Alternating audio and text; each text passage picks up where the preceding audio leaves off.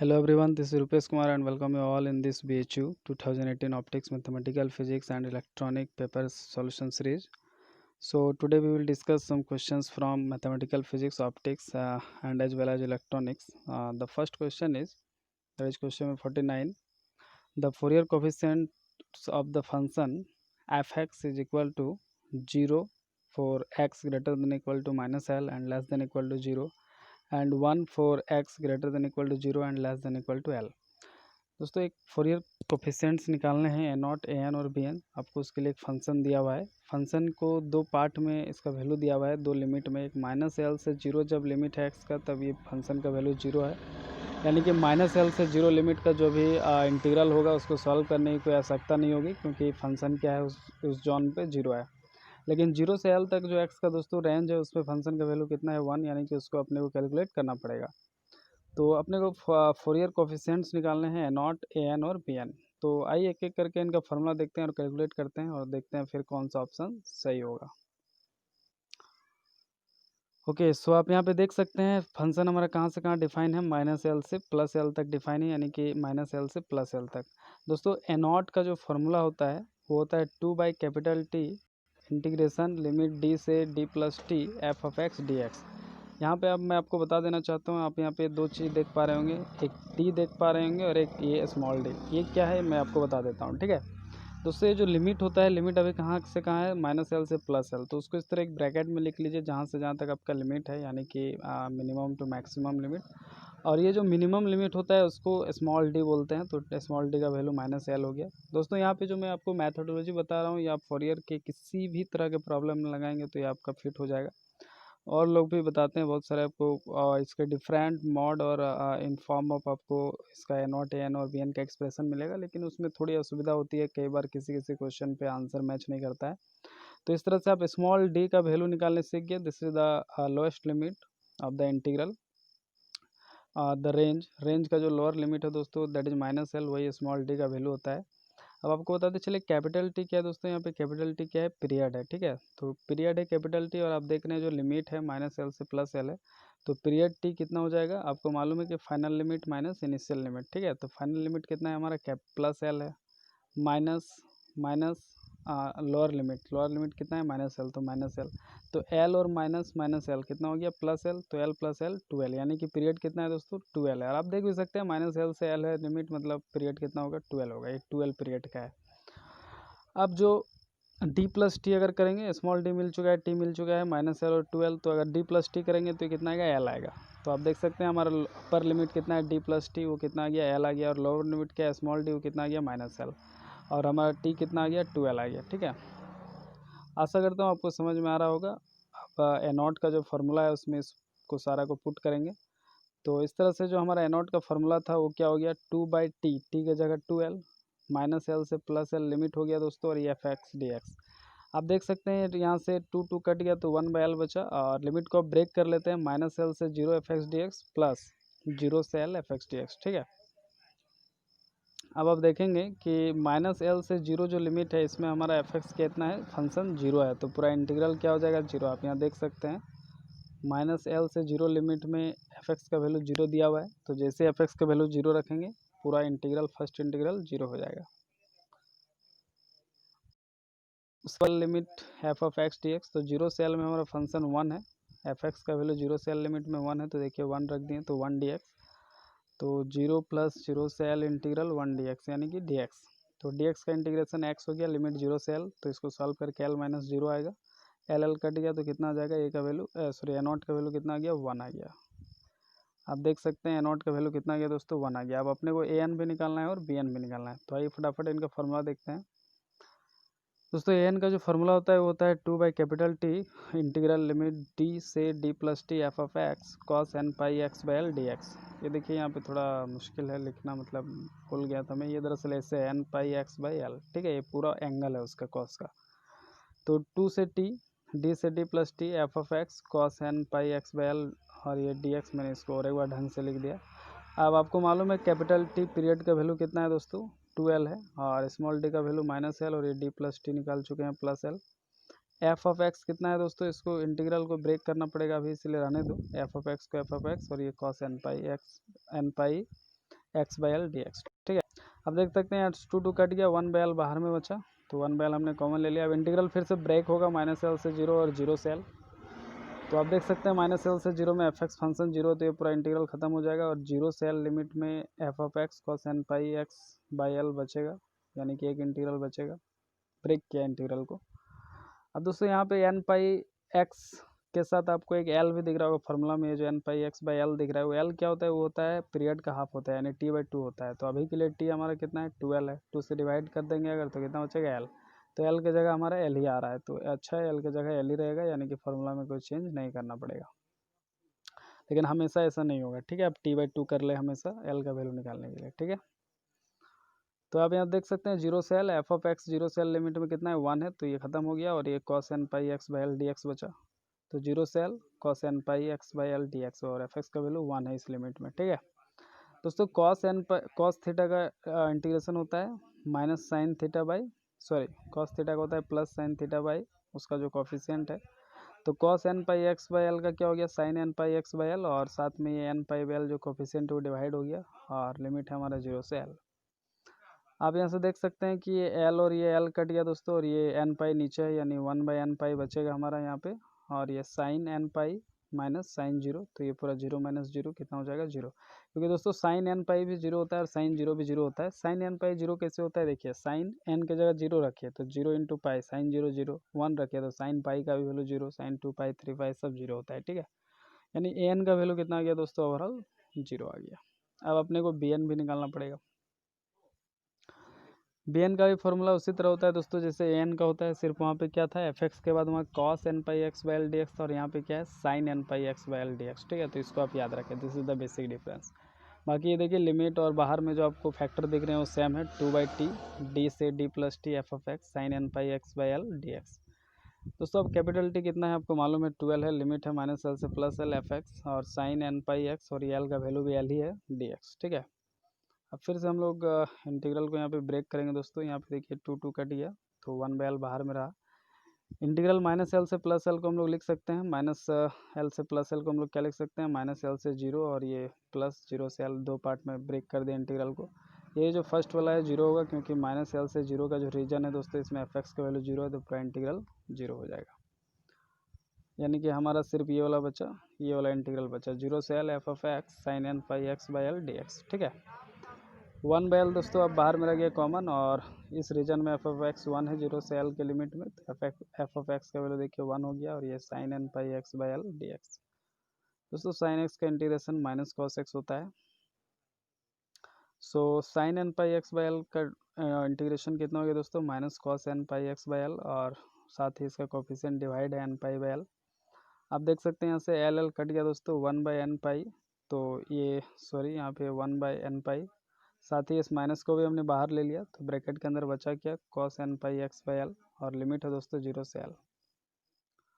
-1 by n पाई हमारा common है, और cos n pi x by l का लिमिट है 0 से l, उसको सॉल्व करना है दोस्तों। आप यहाँ पे देख सकते हैं, एक बार x के जगह पे l रखेंगे, तो जैसे l रखेंगे l कट जाएगा, तो एक cos n पाई बचेगा, माइनस एक बार x के जगह 0 रखेंगे, तो ये पूरा एंगल उसका 0 हो जाएगा, तो cos 0, और बाहर में 1 बाई -1 बाई एन पाई है, ठीक है।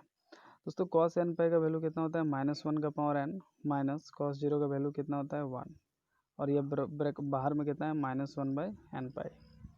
दोस्तों इस बाहर में जो माइनस कॉमन है उसको अगर आप अंदर करेंगे, तो ये दोनों टर्म उल्टा हो जाएगा, मतलब ऑर्डर इनका जस्ट अपोजिट हो जाएगा, जिससे 1 पहले आ जाएगा, और -1 का पावर n बाद में आएगा। इस माइनस को हम अंदर कर दिए, ठीक है। तो बी एन इक्वल टू क्या बचा, 1 बाई एन पाई, 1 माइनस -1 का पावर n। दोस्तों cos n पाई का वैल्यू -1 का पावर n क्यों होता है, मैं आपको थोड़ा सा बता देता हूँ। क्योंकि cos ऑड मल्टीपल का वैल्यू होता है -1, और cos में इवन मल्टीपल का वैल्यू होता है +1।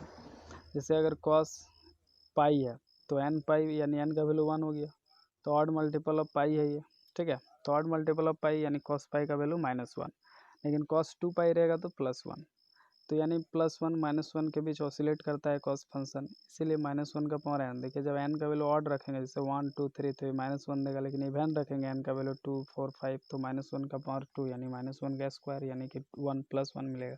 -1 का पावर 4 तब भी +1 मिलेगा, समझ पा रहे हैं, ओके। तो इस तरह से हमने A0 AN और BN यानी कि फोरियर कोफिशिएंट हमने यहाँ पे निकाल लिया, आप देख सकते हैं। Here A naught is 1, A N is 0 and B N is 1 pi 1 minus minus 1 to the power N. So अब हम लोग आंसर चूज कर लेते हैं। आइए देखते हैं कौन सा ऑप्शन सही है। ओके, सो आप यहाँ पे देख सकते हैं कि हमारा जो ऑप्शन 1 है वही करेक्ट है। ए नॉट का वैल्यू 1 है, ए एन का वैल्यू 0 है और बी एन का value 1 by n pi 1 minus minus 1 to the power n है। ठीक है, यानी ऑप्शन है क्या दोस्तों, हमारा करेक्ट ऑप्शन है। आशा करता हूँ आपको समझ में आया होगा। आइए देखते हैं next question.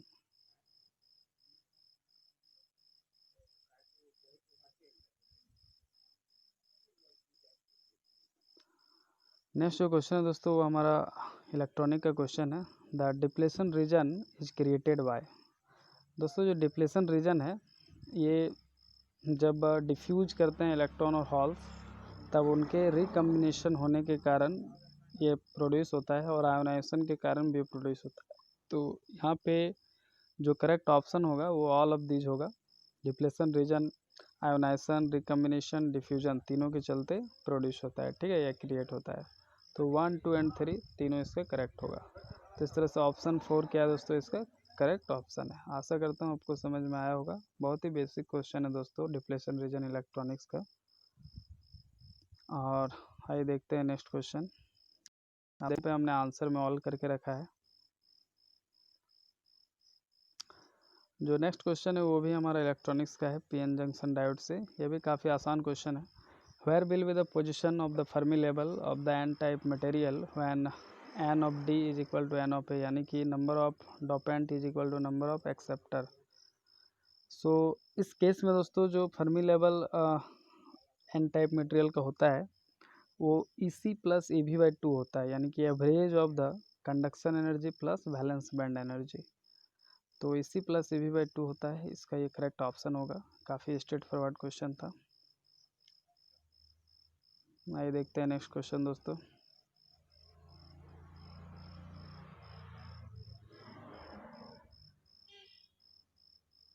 Okay, the mobility of electron in a material is expressed in unit of. दोस्तों mobility is a measure of the speed of any particle in external electric field, कि किसी फील्ड में कितना स्पीड से move करते हैं, penetrate करते हैं, उसी का ये मेजरमेंट है। तो mobility is defined as the drift velocity of the free charge carrier per unit electric field. So मैं आंसर लेने भूल गया हूँ, मैं आपको यहीं पे बताता हूँ। मोबिलिटी को म्यू से रिप्रेजेंट करते हैं और ये क्या होता है, ड्रिफ्ट वेलोसिटी पर यूनिट इलेक्ट्रिक फील्ड। ठीक है, और आपको मालूम है कि ड्रिफ्ट वेलोसिटी एक वेलोसिटी है, तो इसका यूनिट क्या हो जाएगा दोस्तों, मीटर पर सेकेंड। और इलेक्ट्रिक फील्ड का क्या होता है, वोल्ट पर मीटर। ठीक है, ये आपको मालूम है दोस्तों। ये पर मीटर जो है इसको अगर ऊपर ले जाएंगे तो पावर +1 हो जाएगा, और ऑलरेडी एक मीटर है तो यहाँ पे क्या बन जाएगा, ऊपर में मीटर स्क्वायर बन जाएगा। और ये जो पर सेकंड है इसको अगर नीचे लाएंगे तो प्लस सेकंड हो जाएगा, यानी कि नीचे में वोल्ट और सेकंड बचेगा, है ना। तो meter square divided by volt multiplied by second, ये one of the possible unit किसका हो सकता है, मोबिलिटी का। Now you can check your answer to meter square into divided by volt per second, and one will get the correct option as option 2, that is option B, that is meter square divided by volt into second। आशा करता हूँ आपको समझ में आया होगा। ये देखते हैं नेक्स्ट क्वेश्चन।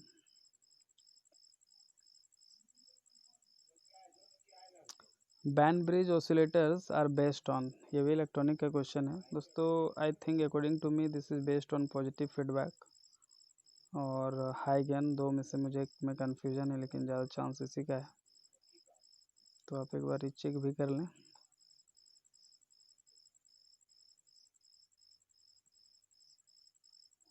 ये भी इलेक्ट्रॉनिक का काफ़ी आसान क्वेश्चन है। Which of the following is universal gate. दोस्तों ये जो नॉर गेट है और जो नैंड गेट है उनको यूनिवर्सल गेट कहा जाता है। तो याद रखें, नैंड गेट और नॉर गेट को क्या कहा जाता है, यूनिवर्सल गेट। इसलिए कहा जाता है क्योंकि नैंड गेट या फिर नॉर गेट को इस्तेमाल करके हम लोग जो 3 बेसिक गेट है, यानी कि नॉट गेट, एंड गेट और ऑर गेट, इनको हम लोग प्राप्त कर सकते हैं। we can find the OR gate, NOT gate और AND gate by using the NAND or NOR gate। ठीक है, that's why NAND and NOR gates are known as universal gate। सो अभी के लिए ऑप्शन 2 जो है क्या हो जाएगा, इसका करेक्ट आंसर हो जाएगा।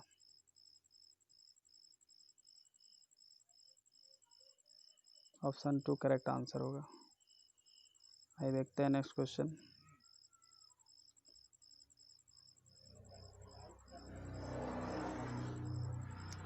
In Newton's ring experiment, the diameters of the bright rings are proportional to the। दोस्तों न्यूटन्स रिंग एक्सपेरिमेंट में जो ब्राइट रिंग्स जो होते हैं, ब्राइट रिंग्स का जो रेडियस होता है, सॉरी डायमीटर्स जो होता है ब्राइट रिंग का, वो किसके प्रोपोर्शनल होता है वो हमें बताना है। तो आइए देखते हैं इसका सॉल्यूशन। दोस्तों radius of the nth bright ring जो होता है that is Rn equal to होता है √2RT। तो यहाँ से आप देख सकते हैं कि ये जो 2 म्यूटी होता है कंडीशन है, m+1/2 into lambda maxima minima condition है। तो Rn इक्वल टू आप यहाँ से क्या निकाल सकते हैं, यहाँ से आप t का वैल्यू सब्स्टिट्यूट कर सकते हैं। सो यहाँ से आप 2 और ये स्मॉल t का वैल्यू को सब्स्टिट्यूट कर सकते हैं, तो ये आ जाएगा 2m+1 λ/2r। ठीक है, तो आप उसको अगर पुट करेंगे और साथ ही म्यू भी डिवाइड होगा, 2m+1 r लैम्डा, ये लैम्डा है। तो आप यहाँ से देख सकते हैं कि फाइनली हमारा क्या आ रहा है, so it is directly proportional to. और अगर आप और एक चीज़ यहाँ पे ध्यान दे सकते हैं कि अगर आप डायमीटर की बात कर रहे हैं, तो अगर डायमीटर की बात कर रहे हैं तो इधर भी 2 से मल्टीप्लाई करना पड़ेगा और इधर भी 2 से मल्टीप्लाई करना पड़ेगा। सो फाइनली जो हमारा डायमीटर भी होगा दोस्तों, वो भी डायरेक्टली प्रोपोर्शनल टू क्या हो जाएगा, √2n+1। क्योंकि 2 कांस्टेंट है तो डायरेक्टली प्रोपोर्शनल हटाएंगे तो लाएंगे तो 2 हट जाएगा। तो ऑड नेचुरल नंबर के डायरेक्टली प्रोपोर्शनल होगा डायमीटर भी और रेडियस भी। ठीक है, 2n+1 किस तरह से वेरी कर रहा है, ऑड नेचुरल नंबर, n का वैल्यू 0 रखो तो 2 × 0+1 यानी कि 0, सॉरी 1, आप 1 रखो n का वैल्यू तो 2 × 1+1 यानी कि 3, फिर 5, फिर 7, तो these are odd natural number. ठीक है, तो हमारा जो डायमीटर है या फिर रेडियस जो भी बोल लो, दोनों जो है square root of odd numbers, square root of odd natural numbers के रूप में वेरी कर रहा है। ठीक है, स्क्वायर रूट भी था साथ में। आशा करता हूँ आपको समझ में आ रहा होगा। आइए देखते हैं next question.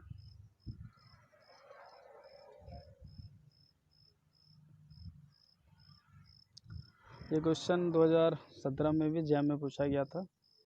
Interference pattern is produced by 2 point sources S1 and S2 on a plane perpendicular to the line joining S1 and S2. What will be the shape of the interference fringe? दोस्तों ये circular होगा। ठीक है, कुछ इस तरह का case है, यहाँ पे स्क्रीन है। इस तरह का अगर होता तो स्ट्रेट लाइन मिलता है S1 S2, अगर इस तरह होता तो जो हम लोग पढ़ते हैं, लेकिन अगर इस तरह से परपेंडिकुलर लाइन जॉइनिंग में है तो फिर यहाँ पे जो है हमको एक सर्कुलर फ्रिंज पैटर्न इसे मिलेगा। ठीक है, क्योंकि जो पाथ डिफरेंस होगा, जो कांस्टेंट पाथ डिफरेंस, उसका जो लोकस होगा वो सर्कुलर होगा। ठीक है, आशा करता हूँ आपको समझ में आया होगा। आइए देखते हैं नेक्स्ट क्वेश्चन। दोस्तों ये भी काफ़ी अच्छा क्वेश्चन है, थ्योरी है।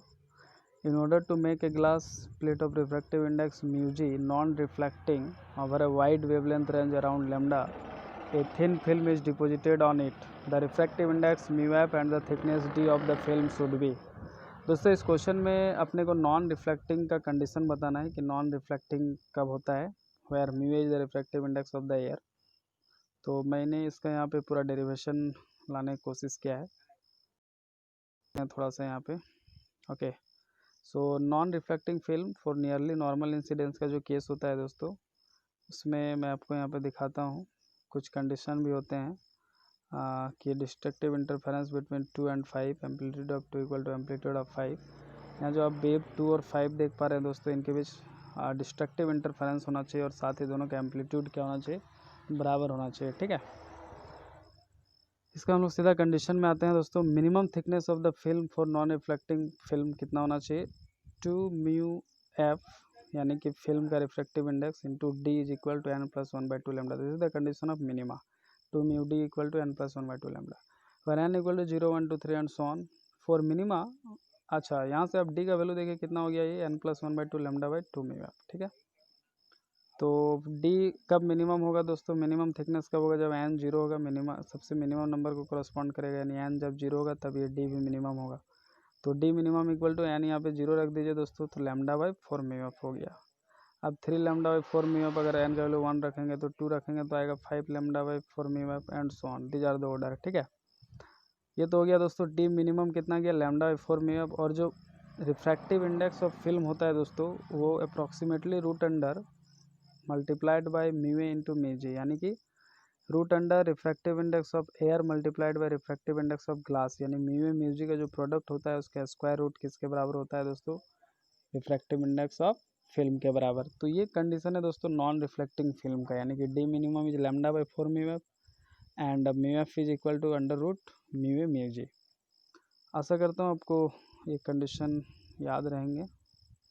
और आइए देखते हैं हम लोग इसका कौन सा ऑप्शन सही है। तो आप यहाँ पे देख सकते हैं ऑप्शन 2 जो है दोस्तों, mu F equal to root under mu G mu A और D equal to lambda by 4 mu F. चूँकि हमको पूछा था lambda by 4 mu F, 3 lambda by 4 mu F, 5 lambda by 4 mu F भी हो सकता है। तो 5 लैम्डा बाई 4 म्यू एफ है नहीं, ये इस पर हमको लगता है कि यहाँ पे कहीं पे कुछ एरर है, या तो डिवाइड है या प्लस माइनस कुछ है, क्योंकि एकदम मिनिमम पॉसिबल सबसे फर्स्ट केस तो हमारा ये बनेगा। तो हमारा बेस्ट अप्रोप्रिएट ऑप्शन भी हमको देखना है, तो बेस्ट अप्रोप्रिएट ऑप्शन देखेंगे जो सबसे मिनिमम का केस होगा, यानी कि ऑप्शन 2 को हम लोग यहाँ पे करेक्ट लेके चलेंगे। आशा करता हूँ समझ में आया होगा। ये देखते हैं नेक्स्ट क्वेश्चन।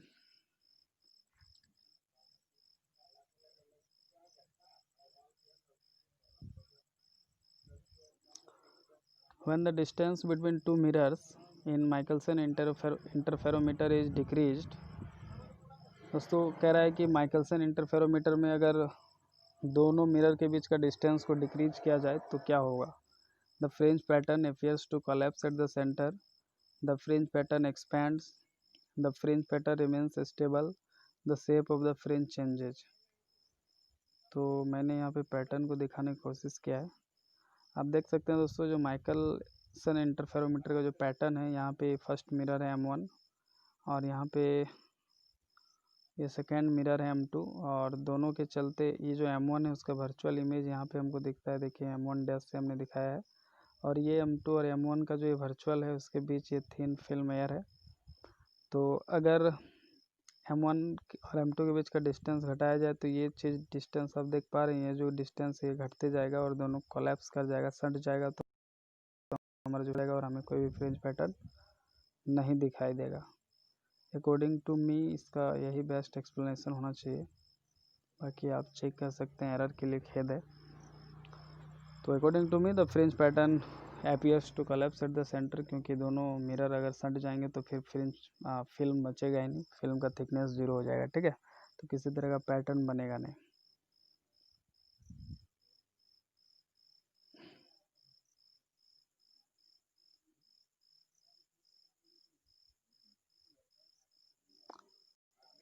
नेक्स्ट क्वेश्चन है the radii of the circles of a zone plate is given by Rn is equal to 0.1 root under n centimetre. The most intense focal point for wavelength lambda is equal to 5 into 10 to the power minus 5 centimeter will be at a distance। दोस्तों ये भी John plate का wave optics का question है, काफ़ी important question है। इस तरह के क्वेश्चन लगातार आते रहते हैं, तो आशा करता हूँ आप ध्यान से इसको देखेंगे। लगभग हर बार एक क्वेश्चन इस तरह से आता रहता है। So the next one question is, मैं एक बार फिर से रीड कर लेता हूँ। The radii of the circles of a zone plate is given by Rn equal to 0.1 under root n centimetre, and now we have to find the most incident focal point for wavelength lambda equal to 5 10 to the power minus 5 centimeter will be at a distance। So now let calculate it। You can see here that given Rn is equal to 0.1 under root n centimeter, let's say this is equation 1, and lambda equal to 5 into 10 to the power minus 5, sorry guys for noise and unwanted disturbance or noise। Given that है जो Rn है nth radius है वो है 0.1 √n centimetre, और जो wavelength दिया हुआ है वो दिया हुआ है 5 10⁻⁵ सेंटीमीटर। दोस्तों एक RN जो होता है nth ऑर्बिट का, nth सेल, nth फ्रिंज का, nth सर्कुलर फ्रिंज का जो रेडियस होता है वो होता है √10 लैम्डा डी। तो ये गिवन है और ये होता है। तो इक्वेशन 1 2 को अगर कंपेयर करेंगे तो from equation and 2 by comparing you can get 0.1 √n equal to √n lambda d. दोस्तों फॉर n इक्वल टू 1, और n अगर 1 नहीं भी लेंगे तो भी आप देख सकते हैं √n कट गया, 0.1 इक्वल टू √, लैम्डा डी बचेगा, और स्क्वायरिंग बोथ साइड 0.1 का स्क्वायर इक्वल टू इधर रूट हट जाएगा तो लैम्डा डी बचेगा। सो डी इक्वल टू 0.1 का लैम्डा, 0.1 का स्क्वायर दोस्तों 10⁻⁻2 हो जाएगा, और लैम्डा दिया हुआ है 5 10⁻⁵, तो 10⁻⁻2 और ये -5 ऊपर जाएगा तो +5 डिवाइड, और नीचे 5 बच गया, ऊपर में 10⁻3 बचा और ये 5 बचा। इसको सॉल्व करेंगे 1000/5 यानी कि 200, और सेंटीमीटर में सब कुछ था तो सेंटीमीटर में, यानी कि जो मोस्ट इंटेंस पॉइंट मिलेगा वो हमको कहाँ पे मिलेगा दोस्तों, 200 सेंटीमीटर पे मिलेगा, यानी कि ऑप्शन 4 इसका क्या होगा, according to me 200 centimetre correct answer होगा। ठीक है, आशा करता हूँ आपको समझ में आया होगा। और 2018 का जो लास्ट क्वेश्चन है वो मैं देखता हूँ। ओके, सो लास्ट क्वेश्चन है हमारा, an unpolarised light is incident on a glass plate placed in air at polarising angle, the reflected light is. दोस्तों पोलराइजिंग एंगल पे जो हमारा